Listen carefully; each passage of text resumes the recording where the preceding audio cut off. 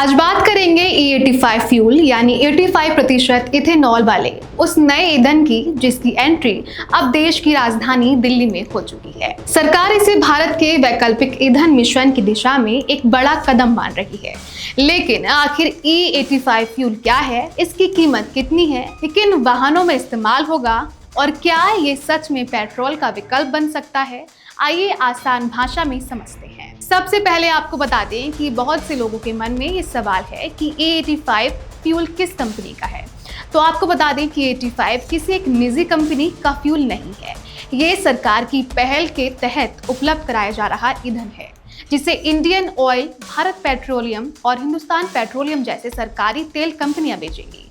यानी जिस तरह आज पेट्रोल और डीजल सरकारी तेल कंपनी के पंपों पर मिलता है, उसी तरह E85 फ्यूल भी उपलब्ध कराया जाएगा। हाल ही में केंद्रीय पेट्रोलियम एवं प्राकृतिक गैस मंत्री हरदीप सिंह पुरी ने दिल्ली के पूसा रोड स्थित इंडियन ऑयल के आउटलेटर पर राजधानी के पहले E85 फ्यूल स्टेशन का उद्घाटन किया है। इसके साथ ही दिल्ली में E85 फ्यूल की आधिकारिक बिक्री शुरू हो गई है। एक कदम इसलिए भी महत्वपूर्ण माना जा रहा है क्योंकि भारत लंबे समय से पेट्रोल और डीजल पर निर्भरता कम करने के लिए इथेनॉल आधारित ईंधन को बढ़ावा दे रहा है। अब सवाल उठता है कि आखिर E85 फ्यूल क्या होता है। दरअसल E85 एक विशेष प्रकार का मिश्रित ईंधन है जिसमें 85% इथेनॉल और 15% पेट्रोल होता है। यहाँ इथेनॉल एक बायोफ्यूल है जिसे मुख्य रूप से गन्ने, मक्के, चावल और दूसरे कृषि उत्पादों से तैयार किया जाता है। यही वजह है कि इसे पारंपरिक पेट्रोल की तुलना में अधिक पर्यावरण अनुकूल माना जाता है। अगर आप सोच रहे हैं कि E85 नाम क्यों रखा गया है, तो इसका जवाब भी बेहद आसान है। E का मतलब एथेनॉल और 85 का मतलब 85% इथेनॉल, यानी इस ईंधन में पेट्रोल की मात्रा काफी कम और इथेनॉल की मात्रा बहुत ज्यादा होती है। अब बात करते हैं कीमत की। दिल्ली में E85 फ्यूल की कीमत 82.12 रुपए प्रति लीटर तय की गई है। अगर इसकी तुलना मौजूद E20 पेट्रोल से करें तो ये करीब 20 रुपए प्रति लीटर सस्ता पड़ता है। यही कारण है कि लॉन्च के साथ ही ये फ्यूल लोगों के बीच चर्चा का विषय बन गया है। हालांकि यहाँ एक बेहद महत्वपूर्ण बात समझना जरूरी है। सिर्फ सस्ता होने का मतलब ये नहीं है कि आप अपनी किसी भी बाइक या कार में जाकर E85 भरवा लें, क्योंकि ये फ्यूल हर वाहन के लिए नहीं बनाया गया है। अब सवाल उठता है कि E85 फ्यूल किन वाहनों में इस्तेमाल किया जा सकता है। इसका जवाब है फ्लेक्स फ्यूल व्हीकल यानी FFV। फ्लेक्स फ्यूल वाहन ऐसे विशेष वाहन होते हैं जिनके इंजन को इस तरह डिजाइन किया जाता है कि वे पेट्रोल और ज्यादा इथेनॉल वाले ईंधन दोनों पर आसानी से चल सके। E85 फ्यूल का इस्तेमाल केवल उन्हीं वाहनों में किया जा सकता है जो E85 कंप्लायंट। अगर किसी सामान्य पेट्रोल वाहन में E85 का उपयोग किया जाए तो इंजन, फ्यूल लाइन, इंजेक्टर और दूसरे मैकेनिकल पार्ट्स को नुकसान पहुंच सकता है।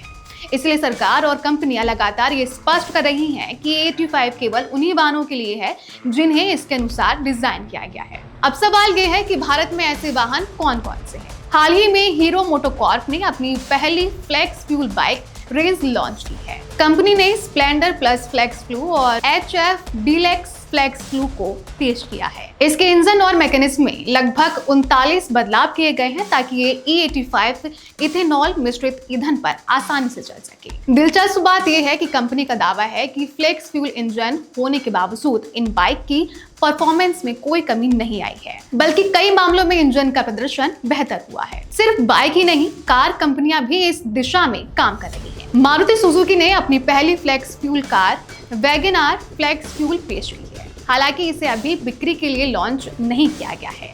शुरुआती दौर में इसे टैक्सी और कैब ऑपरेटरों के लिए उपलब्ध कराया जा सकता है। इसके बाद इसे आम ग्राहकों के लिए भी बाजार में उतारा जा सकता है। मारुति सुजुकी का दावा है कि ये कार E100 तक पर चल सकती है, यानी जरूरत पड़ने पर इसमें 100% इथेनॉल आधारित ईंधन का भी उपयोग किया जा सकता है। अब सवाल ये है कि सरकार E85 फ्यूल को इतना बढ़ावा क्यों दे रही है। इसके पीछे कई बड़े कारण हैं। सबसे पहला कारण है कच्चे तेल के आयात पर निर्भरता कम करना। भारत अपनी जरूरत का अधिकांश कच्चा तेल विदेशों से खरीदता है, जिसके लिए हर साल अरबों डॉलर खर्च होते हैं। अगर पेट्रोल में इथेनॉल का उपयोग बढ़ता है तो विदेशी तेल पर निर्भरता कम होगी और देश की अर्थव्यवस्था को फायदा मिलेगा। दूसरा बड़ा कारण पर्यावरण है। पेट्रोल और डीजल के मुकाबले इथेनॉल आधारित ईंधन को अपेक्षाकृत कम प्रदूषणकारी माना जाता है। सरकार का मानना है कि इथेनॉल का उपयोग बढ़ने से कार्बन उत्सर्जन को कम करने में मदद मिल सकती है। और तीसरा कारण किसानों की आय से जुड़ा है, क्योंकि इथेनॉल गन्ने, मक्के और दूसरे कृषि उत्पादों से तैयार किया जाता है। इसलिए इसकी मांग बढ़ने पर किसानों को भी लाभ मिलने की संभावना बढ़ जाती है। अब बात करते हैं E85 फ्यूल स्टेशनों की।